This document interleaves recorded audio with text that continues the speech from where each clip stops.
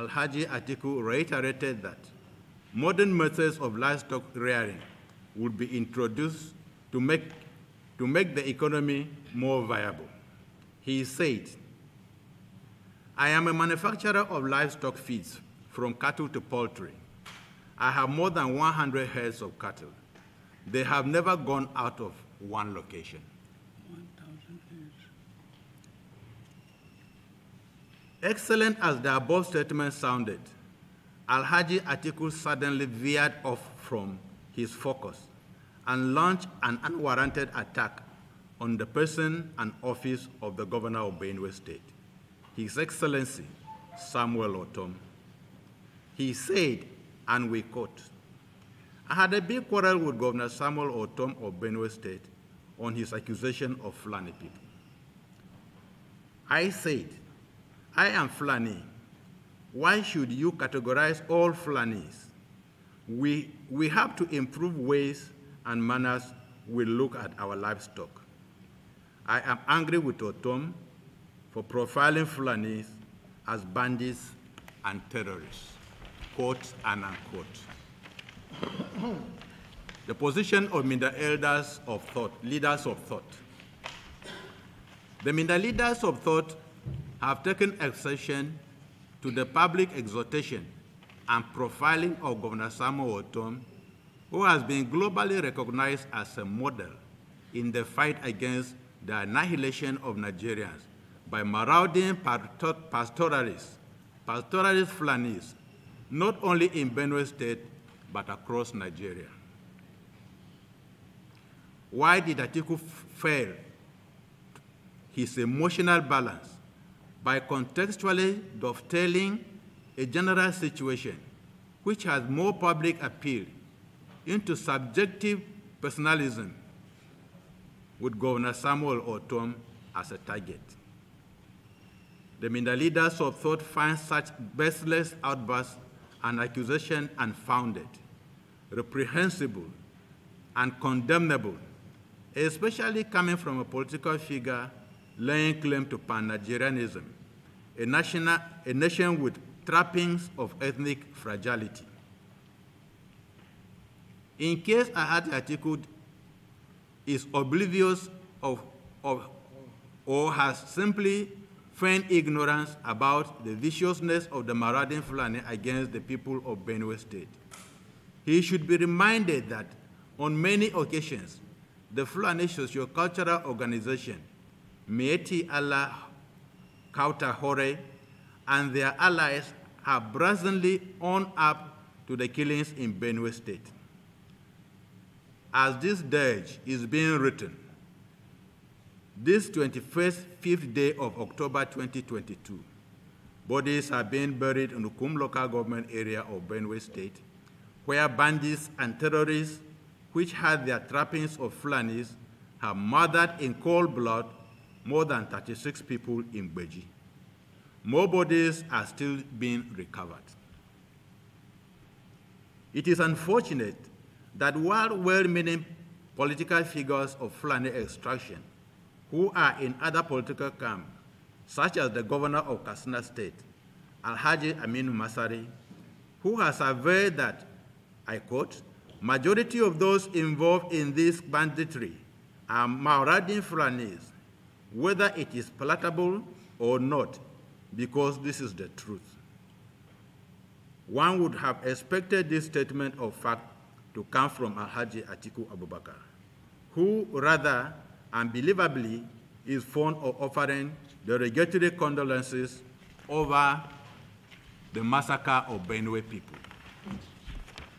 In one of such lame condolences, he said thus, and I quote again, "Let me offer my condolences to the people or families who may have lost loved ones." This statement further expresses Alhaji Atiku's disbelief in the pogrom that has consistently taken place in Benue State, occasioned by marauding Fulani pastoralists, and provoked invasions of Benue farming communities. However, in our thinking, we saw 2023 offering hope and reprieve because the ruling party is on the cliff of leaving the stage for the PDP. As a state that suffers more Fulani attacks, we are leaving no stone unturned to ensure Benue's votes go only to the PDP. Unexpectedly, however, there has been an obvious disappointment and antagonism harbored against the symbol of Benue State, His Excellency, Dr. Samuel Ortom, who is our torchbearer to national politics, including the 2023 general election. What therefore is Benue's hope if eventually the PDP clinches power at the center with the presidential candidate of the PDP harboring such deep-seated animosity against our governor, Samuel Ortom, our leader? I shouldn't be the one responding to this because I was the one that, unfortunately, our presidential candidate profiled. And it will appear to me that he is working with Meatiala because that is the same language that Meatiala were saying about me. I have never profiled any Fulani man. I have always qualified anytime I call Fulanis. These are Fulanis from Niger, from Mali, from Senegal, from Mauritania, from Libya, from Chad, who have come together and say they will take over our country to become their own. And that is why they have displaced our people.